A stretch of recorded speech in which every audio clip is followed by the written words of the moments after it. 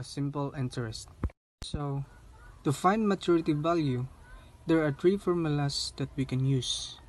First thing is which stands for accumulate value, or similar meaning it is maturity value is equal P plus I, or P stands for the principal and I stands for the interest.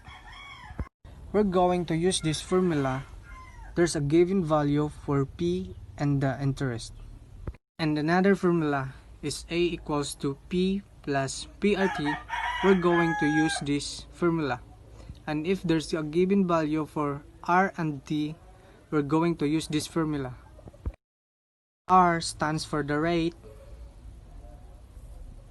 and T stands for the time. And another formula is this one. A is equals to P times 1 plus RT. We can also use this if there's no given formula for the interest. Let's have an example. Let's say we have a given principal amount which is 120,000 and a given rate for 8% or 0.08 and a given time for 1 year. And I, or the interest, is 9,600. Since there's a given value for P and I, we're going to use this formula to find the maturity value. So A is equals to the principal value, which is 120,000, plus the interest, which is 9,600. Our maturity value is equals to 129,600. Future value. So what is future value? Future value refers to a method of calculating how much the present value or the PV of an asset or cash will be worth at a specific time in the future. And now I'm gonna give you the future value formula, where it is FB is equals to PV times 1 plus I raised to the power of N, where FB stands for future value, PV for present value, I for interest rate, and N for number of compounding periods. So for example, let's say you're purchasing stock valued at $20,000 with a yearly interest rate of 50%. If you want to know your investment future value after 10 years, then the equation would look like this. So first, we have to write the formula, which is the FB is equals to PV times the quantity 1 plus I raised to the power of N. Sorry, I just forgot to write it. And then we have to know. Next is FB is equals to $20,000, which is our present value, times the quantity 1 plus 0.5, which is the 50%, that is equivalent to 0.5%, times 10. Now next step is again future value is equals to $20,000, the present value, times, we just have to add the 1 and the 0.5, and that is which will give us the result of 1.5 times 10.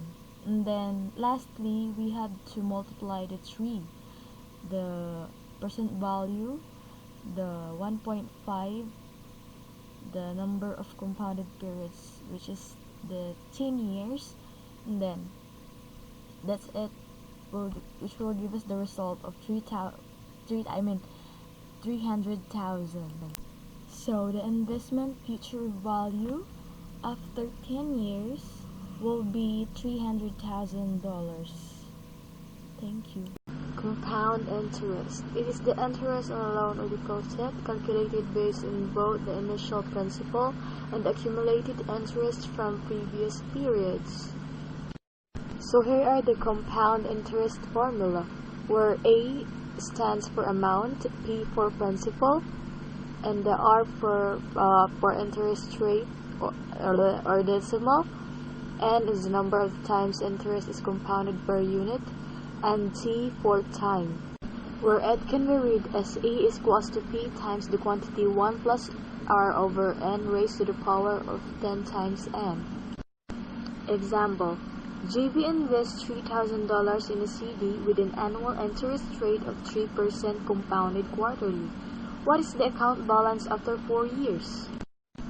So this is how we're going to calculate the compound interest formula. First, we should jot down the formula first, which is the A is equals to P times the quantity 1 plus R over N raised to the power of T times N. And next, we have to give the next step. A is equals to 3,000, which is the principal amount, times the quantity 1 plus 0.3 interest rate, or the 3% interest rate, over divided by 4 raised to the power of 4 times 4. So that 4 times 4 is the compounded quarterly, so it means 4 years. So the next step is the A is equals to 3,000. So we just have to divide the 0.3 and the 4, so which will give us the result of 0.075. So our final calculation will be A is equals to 3,000 times the 1.075 raised to the power of 16. So this time, guys, the 3,000 and the 1.075 is we had to multiply it, and then which will give us the result of $9,542.379 compound interest. What is effective annual interest rate? The effective annual interest rate is an important concept that describes the true interest rate associated with an investment or the loan. The most important feature of the effective annual interest rate is that it takes into account the fact that more frequent compounding periods will lead to a higher effective interest. So let's start. Welcome to the effective rate interest, effective yield. Goals. Know the effective rate of interest formula for compounded interest and continuous interest. Determine effective rate or interest. The effective rate of interest for compounded and continuous interest is the equivalent annual single interest rate that would yield the same return after 1 year. So, here is the recall. The compounded interest formula is ER, continuous interest formula. Effective interest rate, compounded interest formula. Continuous interest formula. Proceed the derivation of effective interest rate. Next is to determine the effective interest for an amount or account paying for present quarterly compounded interest. So this will be the formula in the upper and the lower. Determine the effective interest for an account paying 4% continuous interest. We use continuous interest, so this will be the all. Thank you. My topic is inflation. One is the most straightforward example of inflation is action can be seen in the price of milk.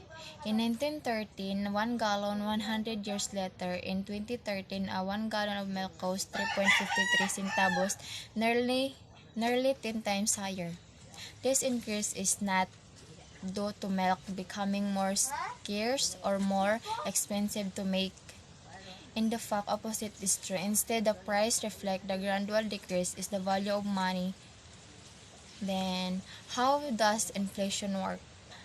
Just demand fall. Inflation result from increase and aggregate demand. For example, Apple can change increasingly higher price for the phones because they're increasingly popular. Cost. Wash inflation result from decrease in aggregate supply for certain goods and services, often do an increase the cost of production, raw materials, labor.